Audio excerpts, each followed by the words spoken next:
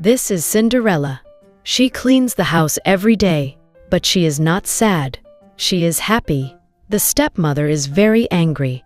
Clean the floor, she shouts. Cinderella smiles. She likes it. Cinderella has a big secret. She is not a poor girl. She is a fairy. Today is the big party at the palace. The stepmother goes, but Cinderella stays home. Cinderella wants to go to the party too. Cinderella will use magic. She uses her own magic wand. Poof! A pumpkin becomes a gold carriage. I did it, she says. She is a smart fairy.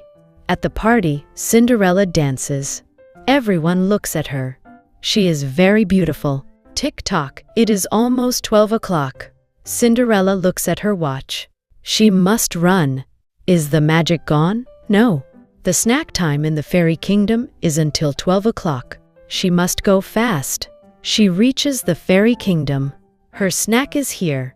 Yum! Pizza is the best, she cheers.